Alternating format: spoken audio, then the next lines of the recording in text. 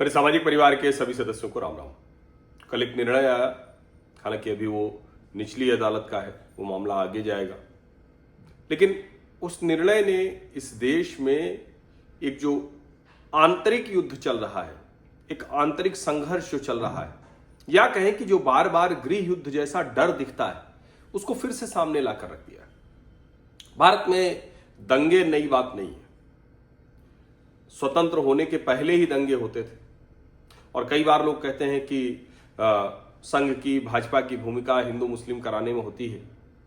तो जब संघ नहीं था तो उसके पहले भी दंगे होते थे, और जहां संघ भाजपा की कोई भूमिका नहीं थी तब भी दंगे होते थे। देश के लगभग हर राज्य में कांग्रेस की सरकारों के दौरान, दूसरी सरकारों के दौरान जितने दंगे होते थे वो अकल्पनीय।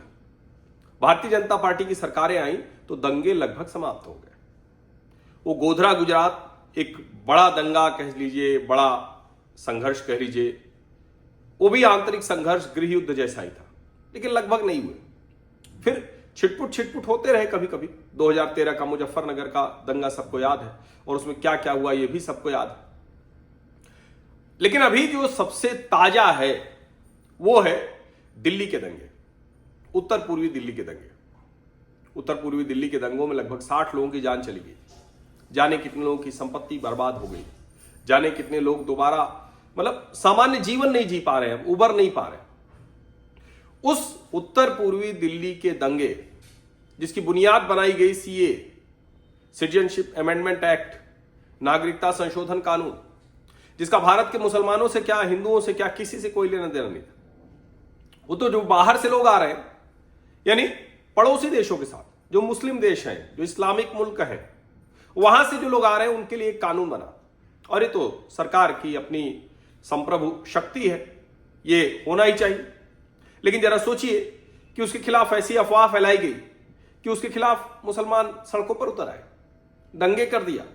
और दंगे भी कैसे? दंगे ऐसे कि 60 के आसपास की संख्या, और उसके बाद जो कुछ हुआ वो तांडव अकल्पनीय था। अब ठीक है, उसमें बड़े बड़े नेताओं ने कहा कि इसको ऐसे करेंगे, ऐसे करेंगे। शाहीन बाग आपको याद होगा, बहुत लंबे समय तक जाने क्या क्या हुआ। अभी जो 2020 का दंगा है, इसमें 5 लोगों को ये दोषी ठहराया गया। किसका? आईबी ऑफिसर अंकित शर्मा की हत्या का। और आईबी ऑफिसर अंकित शर्मा की हत्या में कौन सबसे बड़ा नाम है, आपके ध्यान में है ही है, ताहिर हुसैन। ताहिर हुसैन जो अभी AIMIM में है, असदुद्दीन ओवैसी की पार्टी में है। और ताहिर हुसैन जो उस वक्त आम आदमी पार्टी में था, आम आदमी पार्टी का पार्षद था, उसके घर की छत दिखी थी, उसका तमाशा दिखा था। लेकिन एक वो फर्जी फैक्ट चेकर है, क्लिप कटुआ, उसने ऐसे किया कि जैसे ताहिर हुसैन तो बड़ा संत व्यक्ति है, बहुत शानदार व्यक्ति है। आम आदमी पार्टी के लोग कह रहे थे कि ये तो साजिशें हैं। बाद में जब उनको समझ में आया कि नहीं, मामला फंस गया है, तो पार्टी से निकालकर इतिश्री कर ली, हाथ झाड़ लिया, ऐसे से कर दिया। लेकिन क्या हाथ झाड़ लेने जैसा है? अभी अमानतुल्लाह खान जो आम आदमी पार्टी के विधायक हैं, उन्होंने डाला है, उन्होंने उसके लिए ताहिर हुसैन के लिए अमानत उल्लाह खान। क्या लिखा है अमानतुल्लाह खान ने? 11 घंटे पहले की पोस्ट है। आज अदालत के जरिए पूर्व पार्षद ताहिर हुसैन को दिल्ली दंगों में दोषी करार दिए जाने पर बहुत दुखी हूं। अल्लाह उसके घर वालों को सब्र अता करे। हमारा कानून पर पूरा भरोसा है और अल्लाह की जात से उम्मीद है कि ताहिर हुसैन को ऊपरी अदालत से इंसाफ जरूर मिलेगा। ये आम आदमी पार्टी के विधायक हैं, दिल्ली वक्फ बोर्ड के पूर्व चेयरमैन हैं। आप जरा सोचिए।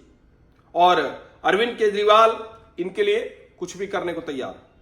अब जरा सोचिए, 25 फरवरी 2020 चांदबाग में अंकित शर्मा हत्या की गई। 50 से अधिक घाव है उसके शरीर पर। उसके बाद उसे नाले में बहा दिया गया। नाले में उसका हाथ दिखा जब वो पुलिस वाले खींच के निकाल रहे थे रस्सी बांधकर, लग रहा था अरे क्या हो रहा है। और इसमें बड़ी साजिश थी। आपको ध्यान ही में होगा, ताहिर हुसैन की छत पर भी पूरी तैयारी थी बड़ी लड़ाई की। अब ये जो जिस तरह से जो कुछ हुआ, तो अब इन लोगों के खिलाफ ये एडिशनल सेशन जज है प्रवीण कुमार सिंह, उन्होंने ये फैसला सुना है कड़कड़डूमा की अदालत में। 300 पन्ने का निर्णय है।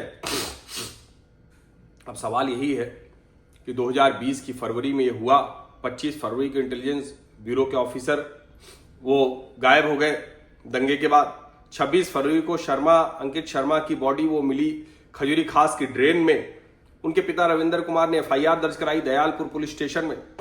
उस वक्त उन्होंने आम आदमी पार्टी के पार्षद ताहिर हुसैन के ऊपर आरोप लगाया, कहा कि इसने हमारे बेटे की हत्या की। एक बड़ा वर्ग आ गया, पत्रकारों का, बुद्धिजीवियों का, जाने कौन कौन ताहिर हुसैन की वो कस्में खाने लगे।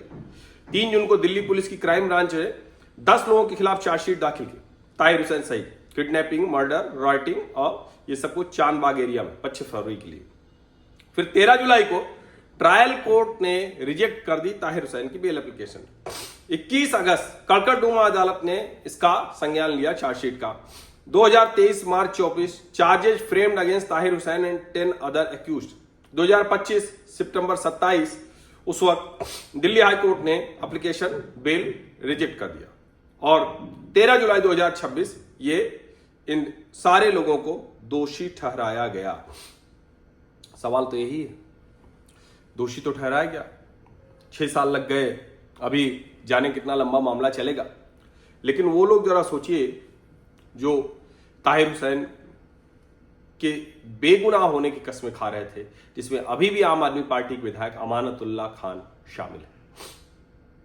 पूरी आम आदमी पार्टी, पूरा जो सो कॉल्ड अपने को सेकुलर कहते हैं, फ्रॉड सेकुलर गिरोह, तो मैं फिर कह रहा हूं, देश में जो आंतरिक युद्ध, आंतरिक संघर्ष, गृह युद्ध जैसी स्थिति बन सकती है, उसका एक बड़ा प्रमाण सामने आया।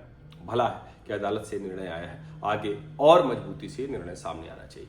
आप सभी का बहुत बहुत धन्यवाद। सब्सक्राइब अवश्य कर लीजिए, नोटिफिकेशन वाली घंटी दबा दीजिए, लाइक का बटन दबा दीजिए, अधिक से अधिक लोगों तक इस वीडियो को पहुंचा दीजिए। धन्यवाद।